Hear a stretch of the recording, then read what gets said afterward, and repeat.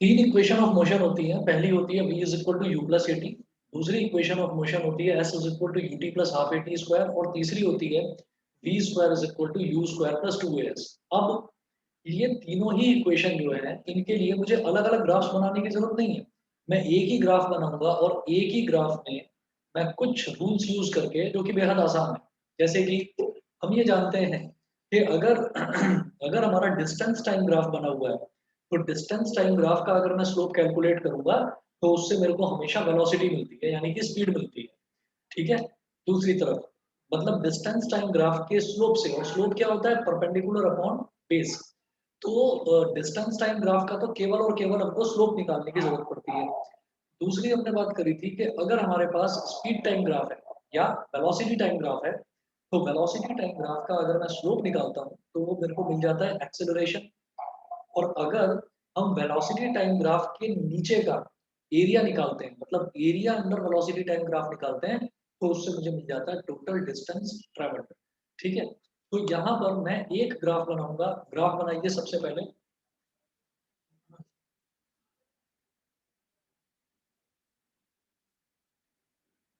To derive. Sir, can you please repeat what you have said?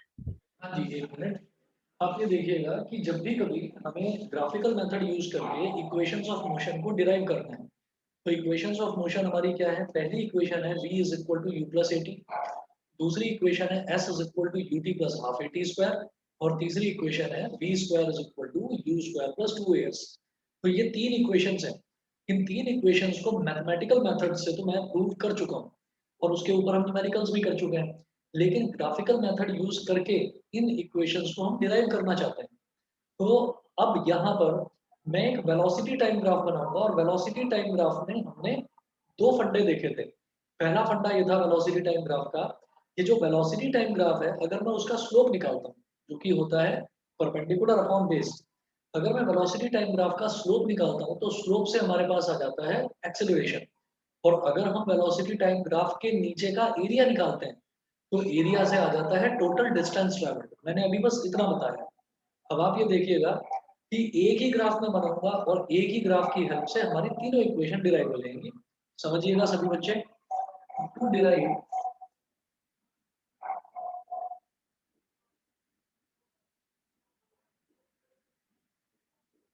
To derive equations of motion bye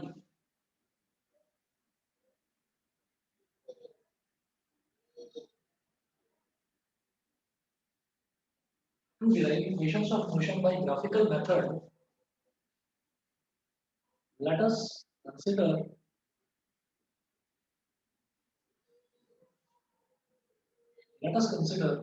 the following graph. Let us consider the following graph. अब graph बनाएंगे।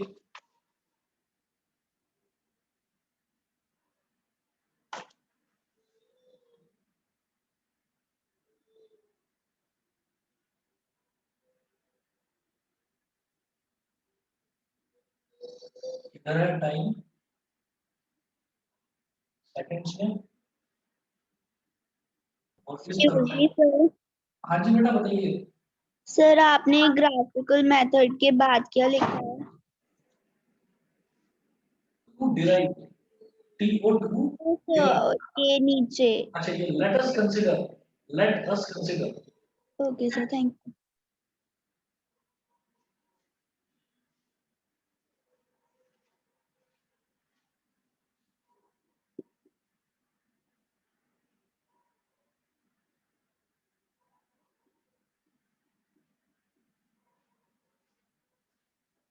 अब यहाँ पर जो graph बनाएंगे वो graph कुछ ऐसे है।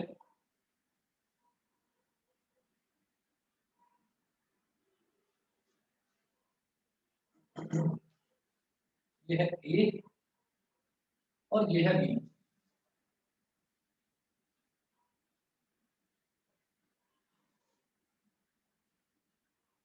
ये पॉइंट है ए, ये ओरिजिन हो गया ओ। अब इसका मतलब क्या है कि जब हमारा टाइम 0 सेकंड्स था, मतलब जब बिल्कुल इनिशियल टाइम था, जब 0 सेकंड था, तो 0 सेकंड में जो बॉडी थी वो बॉडी रेस्ट में नहीं थी, उस बॉडी की कुछ वेलोसिटी थी, कितनी वेलोसिटी थी, यहां से लेकर यहां तक इतनी वेलोसिटी, क्योंकि वाई एक्सिस पर हम क्या बता रहे हैं, वाई एक्सिस पर हम बता रहे हैं वेलोसिटी, ठीक है, एक्स एक्सिस पर हम क्या बता रहे हैं, एक्स एक्सिस पर हम बता रहे हैं टाइम। तो अगर मैं यहां से यहां तक की बात करता हूँ तो टाइम जब जीरो था, तो जीरो टाइम पर हमारी वेलोसिटी यहां से यहां तक ओ ए थी हमारी वेलोसिटी। तो जीरो टाइम पर यानी कि इनिशियली जो वेलोसिटी होती है उसको क्या बोल देते हैं, इनिशियल वेलोसिटी। तो इसको मैंने बोल दिया यू, ये हो गया स्मॉल यू। समझ में आ रहा है बेटा, सभी को दिखाई दे रहा है, ये हो गया स्मॉल यू। अब इसी तरीके से अगर यहां से ये वाला पूरा का पूरा डिस्टेंस नापा जाए, तो यहां से लेकर यहां तक वाला जो डिस्टेंस है ये है स्मॉल वी। स्मॉल वी होता है बेटा फाइनल वेलोसिटी, ठीक है, small v is final velocity. अच्छा, इस ग्राफ को देखो, ग्राफ तो जो है, ग्राफ तो यही है वेलोसिटी टाइम ग्राफ, ग्राफ तो ये है जो ए से लेकर बी तक जा रहा है। बाकी सारी चीजें मैं अपने कंफर्ट के लिए, मैं अपने समझने के लिए और आपको समझाने के लिए ड्रॉ कर रहा हूँ यहाँ पर।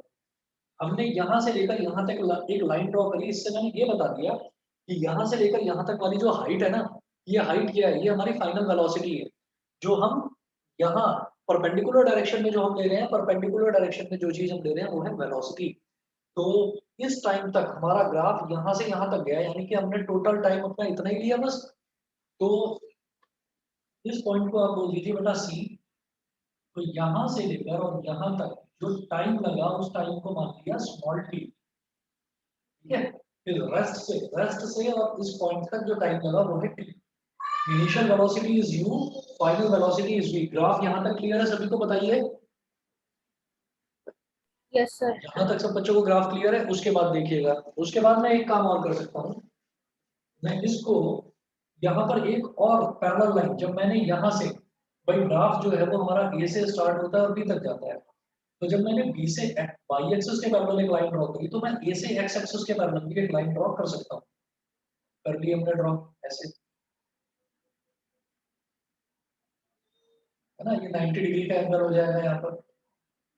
इस पॉइंट को बोल दीजिए आप डी, इस पॉइंट को बोल दीजिए डी, ठीक है।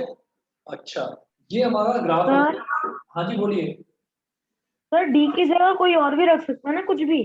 कुछ भी, P Q R S T anything, कुछ भी। तो ठीक सर है, ऐसा तो नहीं होता ना कि इसमें कि जैसे ए बी सी उसके बाद डी लिखना है, कोई सा भी अच्छा लिख अच्छा अच्छा, नहीं जैसे तुम ये सोच रहे होगे कि ए बी के बाद इधर सी आना चाहिए और इधर डी, है ना। हम। उसकी जरूरत यहाँ पर नहीं है। वैसे तो तुम सही कह रहे हो, हमेशा जब भी कभी मैं ये अल्फाबेट्स जो है एज्यूम करता हूँ कभी ट्रायंगल में या क्वाड्रिलेटरल में, तो that should be in sequence, कि पहले ए है तो फिर बी फिर सी और फिर डी, ऐसे होना चाहिए। लेकिन यहाँ उसकी जरूरत नहीं, समझ गए, ठीक है। यहाँ यहाँ उसकी जरूरत नहीं है, वैसे ऐसा ही होना चाहिए जैसे तुम बता रहे हो। बेटा बता दीजिए, सभी को क्लियर है ना यहाँ तक। Yes, sir. Yes, sir. Yes, sir. Yes, sir. ठीक है? सिमर, अवनी, सुमिल, विदार, यश, Yashika, Divansh, Yes, sir. Clear है। ठीक है। Yes, sir. चलिए, अब इसके बाद हम देखेंगे, इसके बाद हमें क्या करना है। पहला देखेंगे, पहला है to derive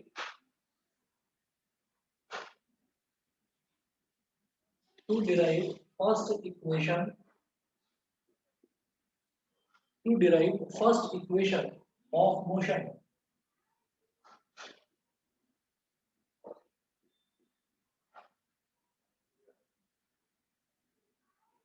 To derive first equation of motion. तो यहाँ पर हम ये कहेंगे कि we know that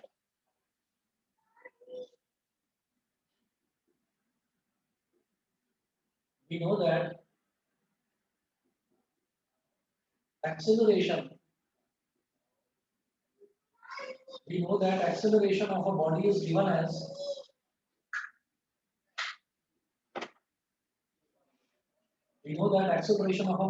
as a is equal to slope of velocity time graph.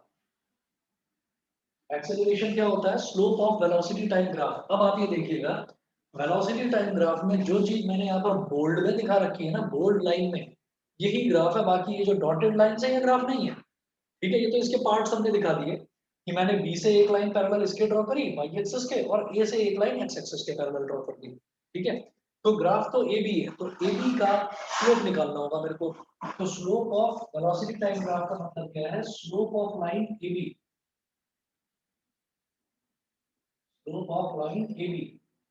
अच्छा, slope of line A B क्या होगा? Perpendicular upon base, perpendicular. Sir एक कंफ्यूजन था हाँ जी बताइए। सर, जैसे ये टाइम ग्राफ है, इसमें हाँ, हम वेलोसिटी के अलावा कुछ और भी ले सकते हैं? अच्छा, ये इक्वेशंस ऑफ मोशन डिराइव करने के लिए मुझे वेलोसिटी टाइम ग्राफ ही लेना है? और कुछ नहीं ले सकते? नहीं, और कुछ नहीं ले सकते। उसका रीजन है, उसका रीजन ये है कि वेलोसिटी टाइम ग्राफ के हेल्प से मैं डिस्टेंस भी कैलकुलेट कर सकता हूँ और मैं एक्सेलरेशन भी कैलकुलेट कर सकता हूँ, और यही दोनों फंडे यूज करके मुझे तीनों इक्वेशन डिराइव करनी है। वहीं अगर मेरे पास सिर्फ और सिर्फ डिस्टेंस टाइम ग्राफ होगा, तो डिस्टेंस टाइम ग्राफ से सिर्फ और सिर्फ हम वेलोसिटी कैलकुलेट कर सकते हैं, बाकी और कुछ नहीं कर सकते, एक्सेलरेशन कैलकुलेट नहीं कर सकते। समझ रहे हैं? ठीक है सर। तो ये एक रीजन है, क्योंकि हमारी जो तीन इक्वेशन है ना, उन तीनों इक्वेशंस में, चाहे इक्वेशन 1 हो, चाहे इक्वेशन 2 हो, चाहे इक्वेशन 3 हो, तीनों इक्वेशन में एक्सेलरेशन का यूज है। भाई पहली इक्वेशन में v is equal to u plus a t, तो उसमें भी एक्सेलरेशन आ रहा है। दूसरी equation s is equal to u t plus half a t square, उसमें भी एक्सेलरेशन। और तीसरी equation v square is equal to u square plus 2as, तो उसमें भी एक्सेलरेशन आ रहा है। और एक्सेलरेशन निकालने के लिए मुझे वेलोसिटी टाइप ग्राफ की जरूरत पड़ती है, इस वजह से मैं यही वाला ग्राफ लूंगा। सही है? समझ गए? ठीक है सर। अब देखिएगा, ये जो लाइन AB है, इस लाइन AB का स्लोप निकालेंगे तो that will be equal to perpendicular upon base, मतलब BD अपॉन AD। तो A is equal to perpendicular हो गया BD और बेस कितना है AD। अच्छा, ये जो BD है, इस BD को क्या लिखा जा सकता है? अगर ये पूरी लेंथ BC है, इस BC में से DC सब्ट्रैक्ट कर दिया जाए तो BD बचेगा। मेरी बात समझ गए? अगर पूरी लेंथ BC में से DC को सब्ट्रैक्ट कर दिया जाए तो ये ऊपर वाला पोर्शन बच जाएगा BD। Yes A sir. is equal to BC minus DC upon AD।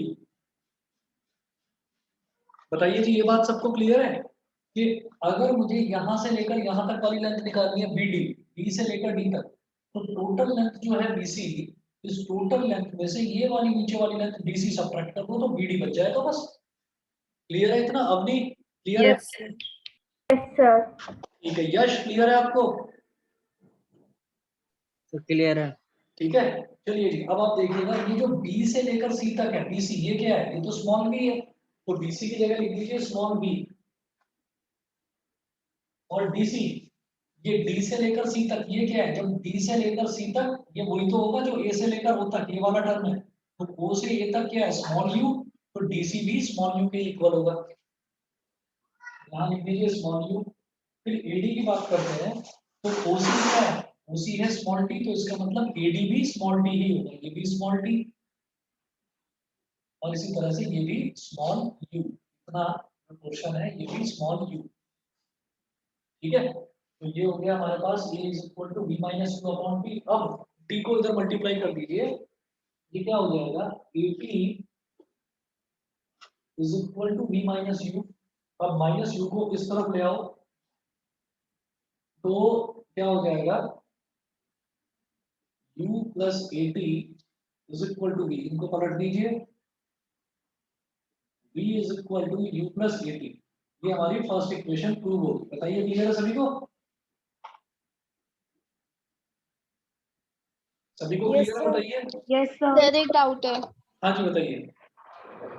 Sir, आपने मतलब क्या बीसी को सर आपने यू क्यों ले लिया सर? वो तो बीसी था ना। नहीं नहीं, क्यों तो? मैंने डीसी को लिया है यू, समझ गए?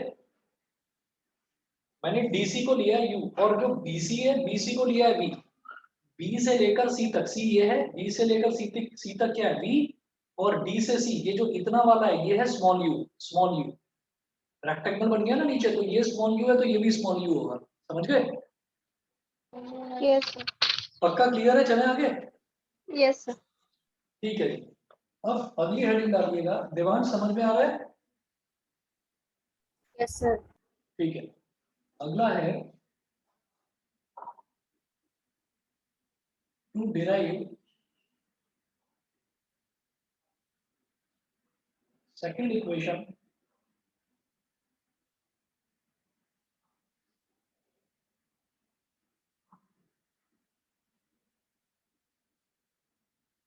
to derive second equation of motion. Again, मैंने एक फंडा तो यूज कर लिया वेलोसिटी टाइम ग्राफ का। एक फंडा ये होता है कि अगर वेलोसिटी टाइम ग्राफ का स्लोप निकालते हैं तो एक्सेलरेशन आ जाता है। अब दूसरा फंडा यूज करेंगे कि अगर वेलोसिटी टाइम ग्राफ का अगर एरिया निकालते हैं, इसके नीचे का अगर एरिया निकालते हैं तो हमारे पास डिस्टेंस ट्रेवल आ जाता है। तो यहाँ लिखेंगे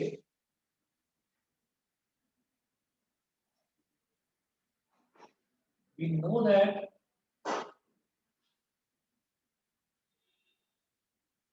the displacement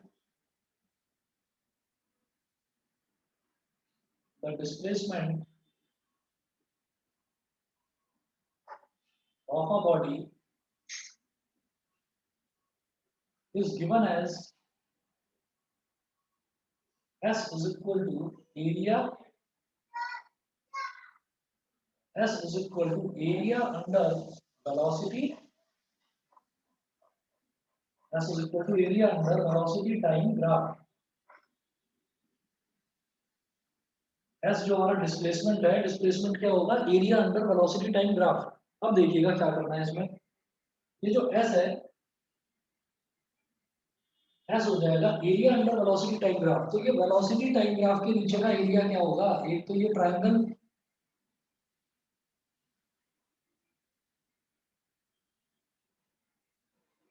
और दूसरा ये rectangle.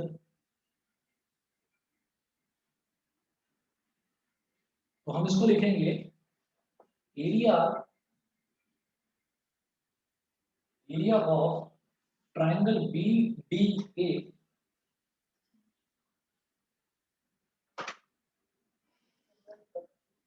Area of triangle B D A plus area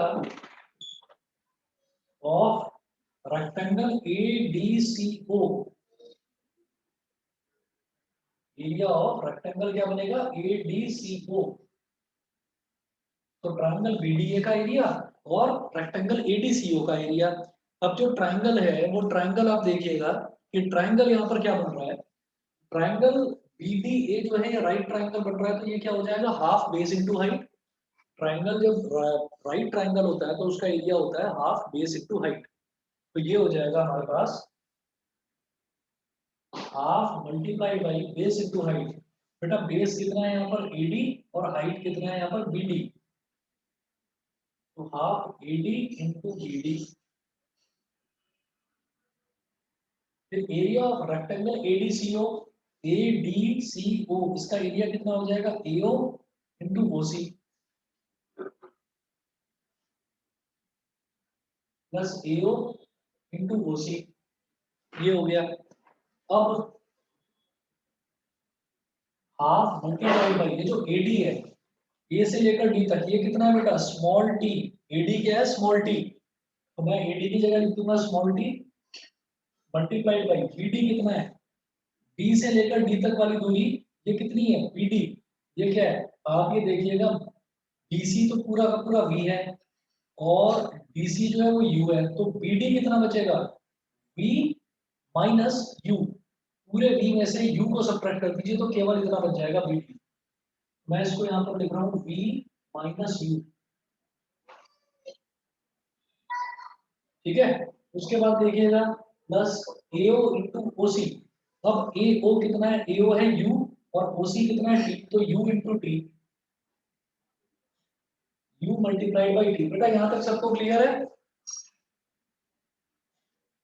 yes sir. ठीक है। सर बीडी कैसे निकलेगा और बार बता दीजिए। हाँ दोबारा बता देता हूँ। बीडी बिल्कुल ऐसे ही जैसे मैंने यहाँ पर बीडी निकाला था। तो बीडी क्या था? बीसी माइनस डीसी यानी कि वी माइनस यू।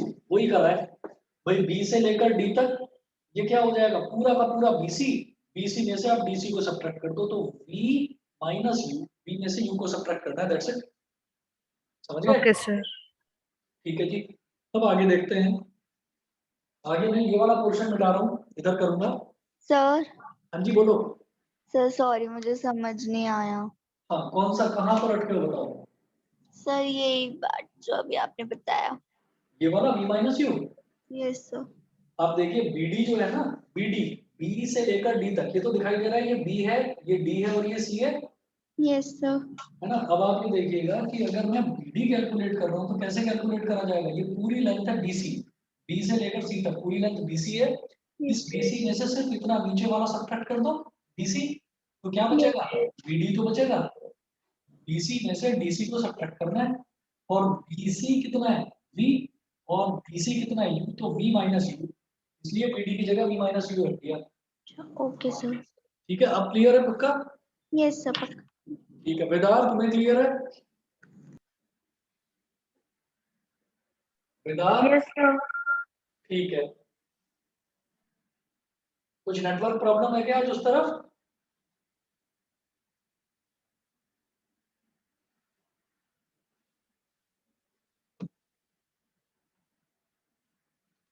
अब देखिएगा नेक्स्ट, नेक्स्ट क्या करूंगा, क्योंकि मैं फर्स्ट इक्वेशन में ये देख चुका हूं कि v is equal to u plus AT होता है, तो अगर u को इधर ले आए तो v माइनस यू क्या हो जाएगा, 80 के इक्वल, तो मैं v माइनस यू की जगह 80 लिख दूंगा यहाँ पर। तो ये हो गया, ये s ऐसे ही तो कैलकुलेट कर रहा था, तो s is equal to half t, half multiplied by t multiplied by v minus u की जगह आप खुद सोचिए, v is equal to u plus at है, तो u को इधर ले आएंगे, यहां से आप देखिए कि अगर मैं u को इस तरफ ले आया तो v minus u is equal to 80 हो गया। समझ रहे हैं? v minus u is equal to 80, इसीलिए मैंने v माइनस यू की जगह मैं 80 लिखने वाला हूं यहाँ पर। मैंने v माइनस यू की जगह लिख दिया 80 प्लस u इंटू टी को क्या लिखेंगे ut, और ये v माइनस यू को मैंने 80 लिखा, यहाँ पर लिख देना from equation 1 v minus u is equal to 80। अब s इज इक्वल टू क्या हो जाएगा, 80 इंटू 80 क्या हो जाएगा, 80 square, half 80 square plus ut। अब ut को पहले लिख दो, हाफ 80 स्क्वायर को बाद में लिख दो, एक ही बात है। s is equal to ut plus half 80 square.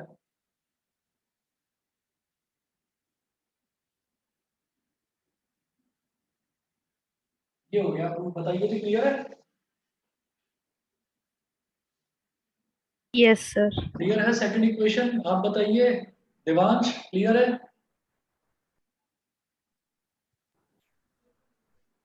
Devansh समझ में आ गया?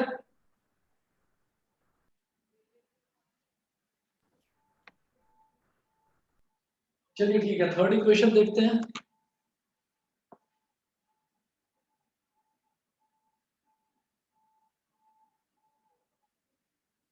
To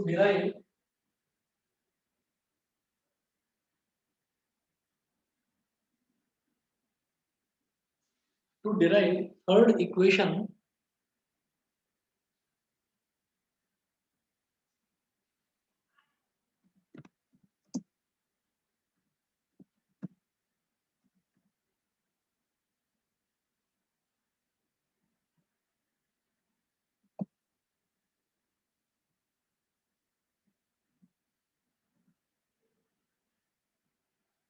to derive third equation of motion,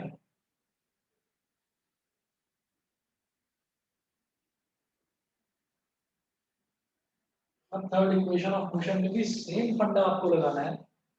लिखेंगे we know that displacement of a body is given as,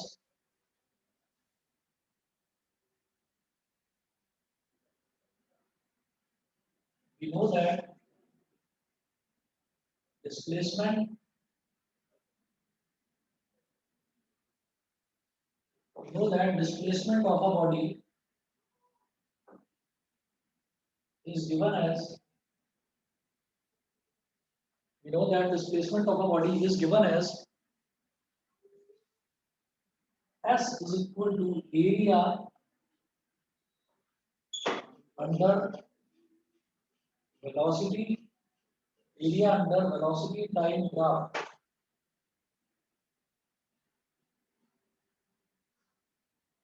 area under velocity time graph. इधर सर आप मुझे question मिटा clearly लो। दिख नहीं रहा है। क्या बेटा? सर मुझे क्लियरली दिख नहीं रहा है। क्या नहीं दिखाई दे रहा है? ये इधर वाला यस सर। क्या प्रॉब्लम आ गई पता नहीं, इधर तो सब ठीक है। एक बार देखिए, रिजॉइन करके देख लो या वेट करके देख लो, 1-2 मिनट हो जाएगा ठीक। Okay sir. हाँ, नेटवर्क का हो सकता है कुछ इशू हो, यहाँ तो ठीक दिखाई दे रहा है इधर। Area under velocity time graph.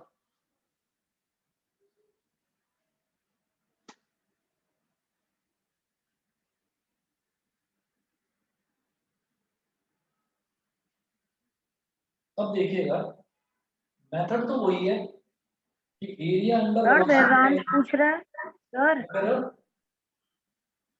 Sir Devansh chat पे पूछ रहा है कि उसकी आवाज आ रही है नहीं आ रही। हाँ मैंने कर दिया बेटा, रिप्लाई कर दिया,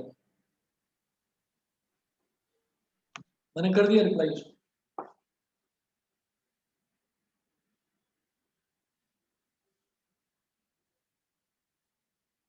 अब ये है area under velocity time graph. तो area under velocity time graph अब क्या होगा, देखो हम पहले भी निकाल चुके हैं एरिया। हमने एरिया निकालने का एक तरीका अपनाया था, हमने कहा था कि ट्रायंगल BDA इसका एरिया निकाला और रेक्टेंगल ADCO इसका एरिया निकाला और दोनों को ऐड कर दिया। अब क्या करेंगे, अब आप एक काम देखो कि यहाँ पर ये जो BC है और ये जो AO है, ये दोनों के दोनों पैरेलल हैं, और AB और OC ये पैरेलल नहीं है। तो मैं ये कह सकता हूँ कि ABCO ये एक ट्रेपेजियम है।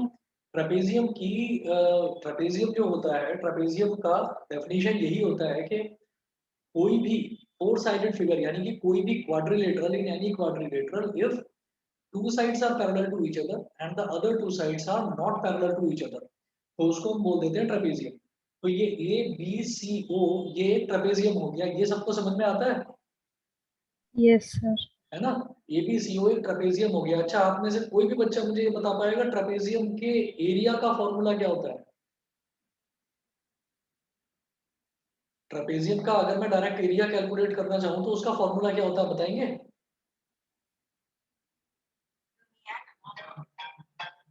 बताइए। Sir sum of parallel sides into height. एक मिनट, मुझे आवाज नहीं आ रही, दोबारा बोलेंगे please. Sir sum of parallel sides into height. बिल्कुल सही, लेकिन एक चीज है उसमें हाफ भी होता है। Half sum of parallel sides into height. Height क्या होता है? Distance between them. हाइट होता है दोनों के बीच का डिस्टेंस। तो हम यहाँ पर लिखेंगे area under velocity time graph में हम लिखेंगे कि S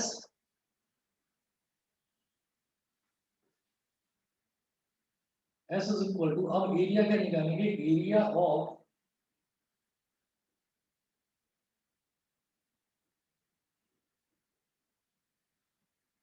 trapezium ABCO। Area of trapezium ABCO ये हो जाएगा half multiplied by sum of parallel sides multiplied by height कह दो या distance between them. Distance between them मतलब पैरेलल साइड्स के बीच का डिस्टेंस। ये कैसे होगा, 1/2 half sum of parallel sides. अब आप ये देखिए बेटा, पैरेलल साइड्स क्या क्या है इसमें। तो पैरेलल साइड देखेंगे, एक तो ये है BC और एक है AO, तो लिखेंगे BC plus AO। BC plus AO ये तो हो गया सम ऑफ पैरेलल साइड्स। ये समझ में आ रहा है सबको? ये सबको Yes, समझ sir. में आ रहा है, बताइए। ठीक है, अच्छा अब इसके बाद आप देखिएगा, ये तो हो गया sum of parallel sides into distance between them. दोनों के बीच का डिस्टेंस कितना है? AD बोल दो या OC बोल दो, एक ही बात है। OC लिखेंगे 1/2 multiplied by BC plus AO। अब देखिए BC प्लस AO क्या है, ये जो BC है पूरा का पूरा ये क्या है V प्लस AO क्या है U, V plus U multiplied by OC क्या है T, स्मॉल t, इसको स्मॉल t लिख दिया। ये हम क्या कैलकुलेट कर रहे हैं, S कैलकुलेट कर रहे हैं, तो S is equal to 1/2 multiplied by V plus U multiplied by, अब T की जगह क्या लिखूंगा मैं, T की जगह बेटा मैं लिख दूंगा V minus U upon A, और यहां पर लिख रहा हूं सिंस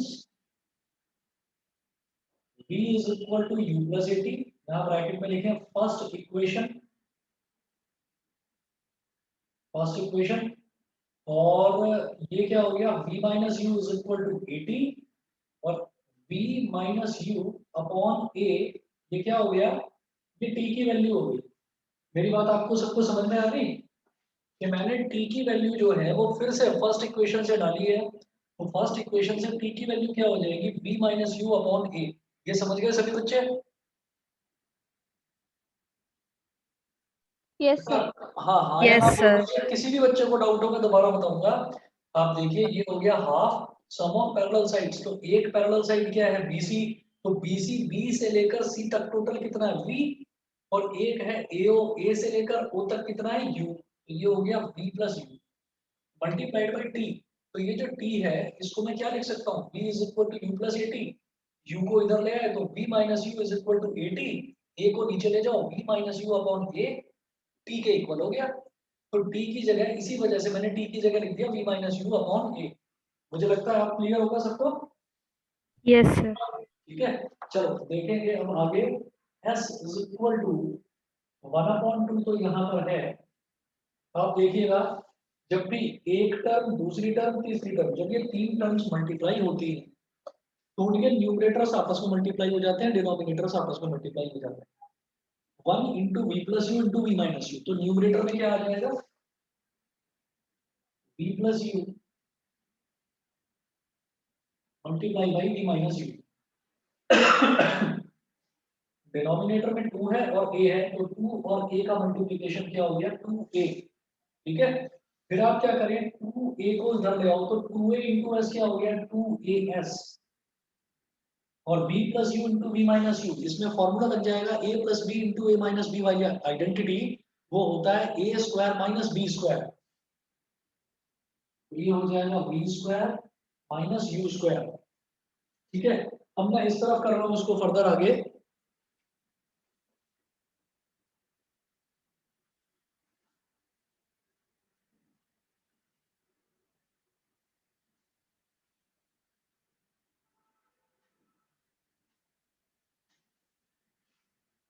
अब देखिएगा next, v square minus u square को इधर लगाओ तो प्लस हो जाएगा, ये हो गया u square plus 2as is equal to v square, ये हो गया। अब आप क्या करिए, आप इसको पूरे को पलट कर लिख दीजिए, तो ऐसा लिखा जा सकता है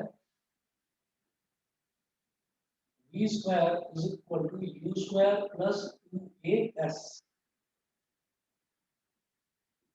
v square is equal to u square plus 2as, ये चीज हमको प्रूव करनी थी, ये प्रूव हो गया। बताइए जी क्लियर है?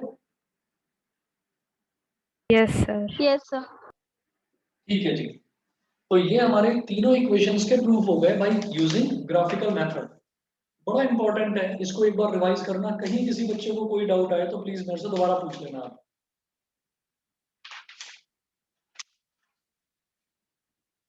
उसके बाद नेक्स्ट हेडिंग डालेंगे यूनिफॉर्म सर्कुलर मोशन, इस चैप्टर का लास्ट टॉपिक है uniform circular motion.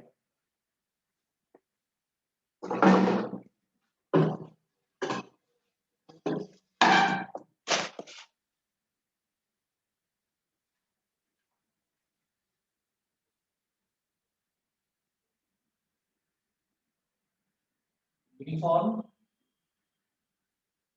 Circular motion,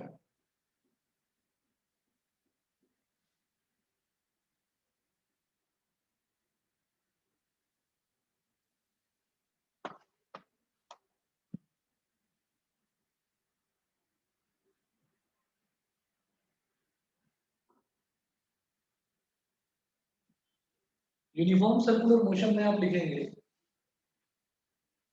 when a body or an object moves in a circle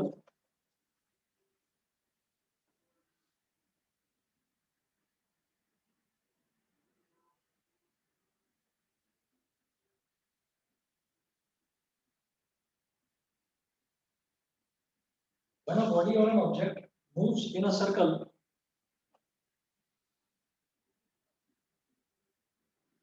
when a body or an object moves in a circle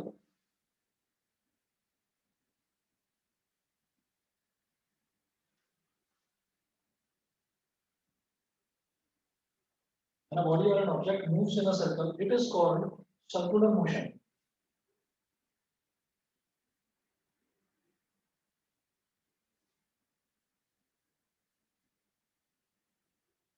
It is called circular motion. It is called circular motion.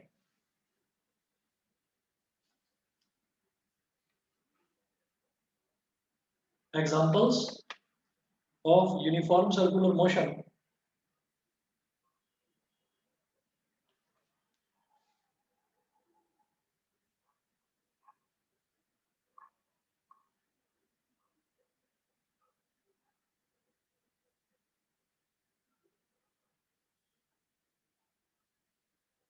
Examples of uniform circular motion.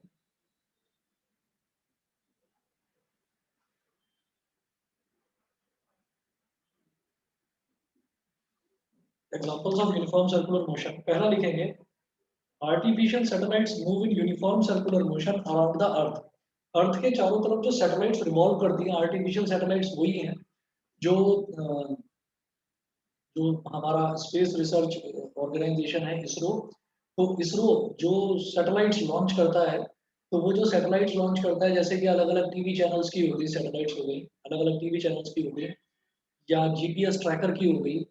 तो ये जो satellites हैं या mobile phones की हो गई तो ये जो सैटेलाइट्स हैं ये सैटेलाइट्स आर्टिफिशियल सैटेलाइट्स कहलाती हैं। ये जो सैटेलाइट्स हैं ये अर्थ के चारों तरफ रिवॉल्व करती हैं। तो पहला एग्जांपल आप लिखेंगे artificial satellites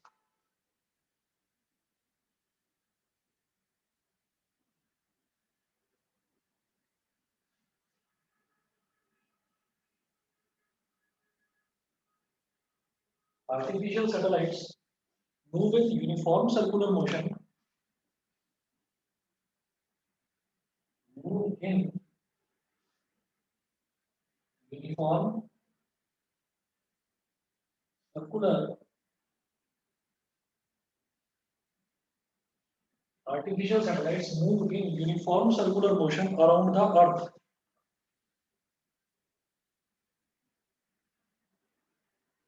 uniform circular motion around the earth। ठीक है पहला एग्जांपल ये। दूसरा example the moon moves in uniform circular motion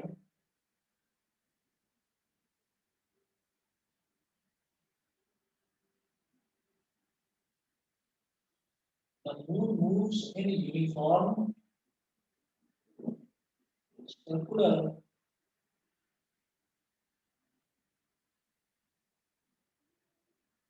the moon moves in uniform circular motion around the earth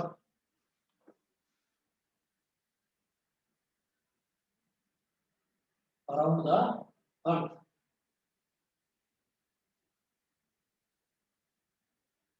around the earth। Third example इधर लिखेंगे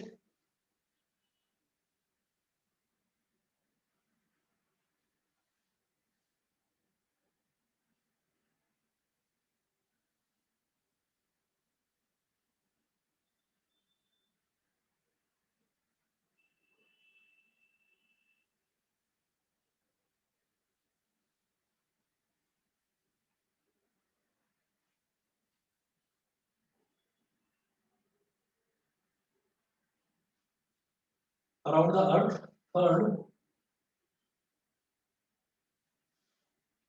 third है the earth moves around the sun in uniform circular motion।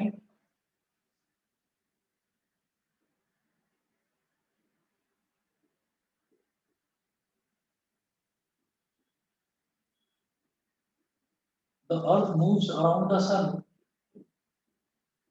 in uniform circular motion.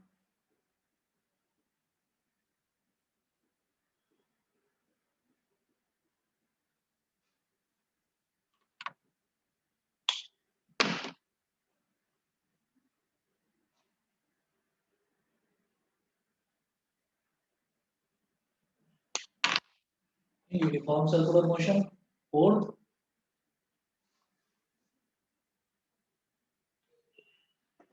an athlete or cyclist moving on a circular track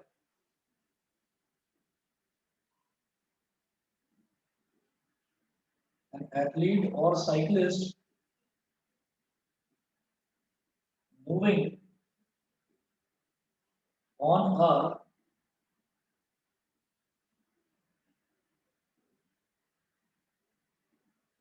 a circular track with a constant speed with a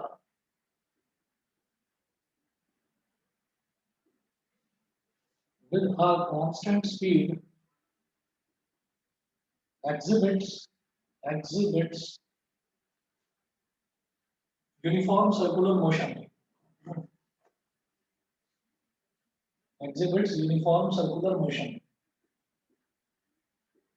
तो आपसे ज्यादा से ज्यादा uniform circular motion के साथ में कोई 2 या 3 आपसे एग्जांपल्स पूछ लिए जाएंगे। इनमें से कोई भी एग्जांपल लिख देना कि अगर कोई भी आर्टिफिशियल सैटेलाइट है तो वो अर्थ के चारों तरफ जो घूमती है तो वो यूनिफॉर्म सर्कुलर मोशन होता है। यूनिफॉर्म सर्कुलर मोशन में एक चीज और ध्यान रखनी होती है हमको कि जो स्पीड है वो स्पीड भी सेम होनी चाहिए। वो स्पीड भी सेम होनी चाहिए, ये नहीं कि स्पीड लगातार उसकी चेंज होती जा रही है तो उसको हम यूनिफॉर्म सर्कुलर मोशन नहीं बोलेंगे। सर्कुलर मोशन तो हो सकता है लेकिन यूनिफॉर्म सर्कुलर मोशन नहीं होगा। तो यूनिफॉर्म सर्कुलर मोशन होने के लिए स्पीड भी उसकी कांस्टेंट होनी जरूरी है। सेकंड है the moon moves in uniform circular motion around the earth. तो मून भी एक सेम स्पीड पर, एक कांस्टेंट स्पीड पर अर्थ के चारों तरफ चक्कर लगाता है। वो एक एग्जांपल हो गया यूनिफॉर्म सर्कुलर मोशन का। थर्ड है the earth moves around the sun in uniform circular motion. जो अर्थ है वो सन के चारों तरफ चक्कर लगाती है, यूनिफॉर्म सर्कुलर मोशन। चौथा है एथलीट और cyclist moving on a circular track with constant speed. अगर कोई एक एथलीट है या फिर कोई साइक्लिस्ट है वो एक सर्कुलर ट्रैक के चारों तरफ चक्कर लगाता है एक कांस्टेंट स्पीड पर, यानी कि सेम स्पीड पर, तो ये भी एक एग्जांपल यूनिफॉर्म सर्कुलर मोशन का है। यहाँ तक सभी बच्चों को क्लियर है? कोई प्रॉब्लम तो नहीं है इसमें? No, sir. ठीक है, उसके बाद देखिएगा एक एग्जांपल नोट करेंगे। अ cyclist goes around a circular track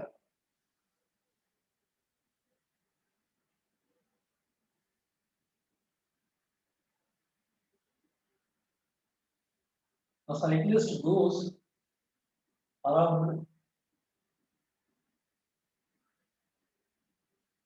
a cyclist goes around a circular track. A cyclist goes around a circular track once every 2 minutes.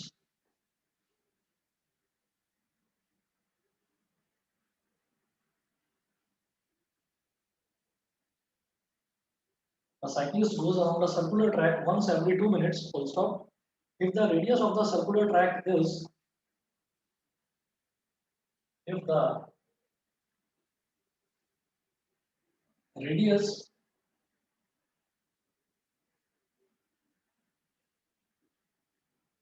if the radius of the circular track is,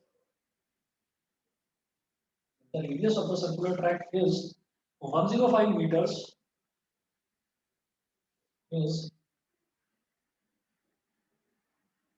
105 meters, comma, calculate his speed. Calculate his speed. Calculate his speed. और यहाँ पर question में mention है कि given pi is equal to 22/7। वो नहीं भी दे रखा होता, हमें पता है पाई की वैल्यू 22/7 ही होती है। अब आप देखिए इन्होंने बोला है cyclist goes around the circular track once every 2 minutes. मतलब साइक्लिस्ट जो है वो हर 2 मिनट में एक सर्कुलर ट्रैक का जो पाथ है वो पूरा का पूरा पाथ कवर कर लेता है, वो पूरा का पूरा एक पाथ कवर कर लेता है हर 2 मिनट में, ठीक है। तो आप ये देखिएगा कि वो जो सर्कुलर ट्रैक का जो पाथ होता है उसका पूरा लेंथ कितना होता है बताएंगे? बताएंगे बेटा? भाई अगर मैं बोलूं कि किसी भी सर्कल का पूरा एक लूप जो है वो कितना, उसकी लेंथ कितनी होती है बताएंगे? सुमिल, यश, यशिका, सिमर, आप में से कोई बताएगा? Sir circumference. सरकमफ्रेंस, बिल्कुल सही, ठीक है। तो इसमें हम ये कहेंगे distance travelled,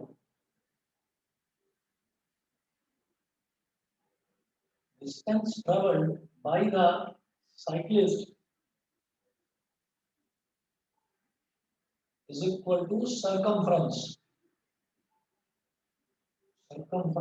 of the track, circular track की circumference of the track, ये हो गया, ठीक है। अब देखिएगा circumference क्या होगी? circumference होता है बेटा 2 pi r, तो 2 into 22/7 multiplied by, उन्होंने बोला है the radius of the circular track is 105 metres, 105, तो 7 से अगर डिवाइड करते हैं 7 1 7, 10 minus 7 3, 35, 7 5 35, 44 multiplied by 15, 15 4 60, 15 4 60 और 6 66, 660 मीटर, ये टोटल डिस्टेंस हो गया। अच्छा, टाइम टेकन कितना है, कितना टाइम ले रहे हैं? वंस एवरी 2 मिनट्स, यानी कि वो पूरा एक चक्कर कंप्लीट कर लेता है 2 मिनट में, तो टाइम कितना हो गया? 2 मिनट। लेकिन टाइम को कभी भी मिनट में नहीं लेते, सेकंड में लेते हैं, तो 2 into 60, ये हो गया 120 सेकंड्स। बताइए जी, इतना सबको समझ में आ गया? Yes sir. ठीक है। अब Yes, वो पूछ sir. रहे हैं, हाँ जी, अब वो पूछ रहे हैं कि इसकी आप स्पीड निकालिए, तो स्पीड क्या हो जाएगा? Distance upon time,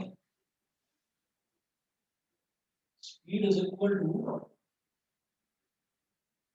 distance upon time. Distance कितना है? 660 मीटर, और टाइम कितना है? 120 सेकंड। 0 से 0 कट गया, 4 3 नहीं, 3 4 12 और 3 22 4 5 20, 22 minus 20 कितना हो गया? 2 2 0 25, 4 5 20, स्पीड हो गई बेटा 5.5 मीटर पर सेकंड।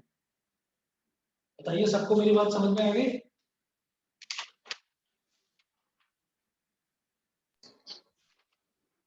सभी को क्लियर है? बताइए।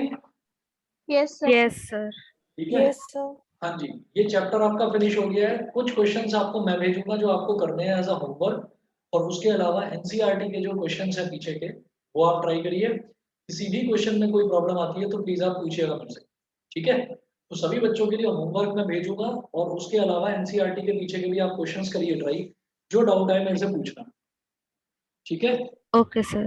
Okay sir. Thank you, sir. Good evening. Okay जी, good evening. Good Good evening sir. evening, thank good you. Evening sir, bye sir. Good evening, bye bye, bye bye.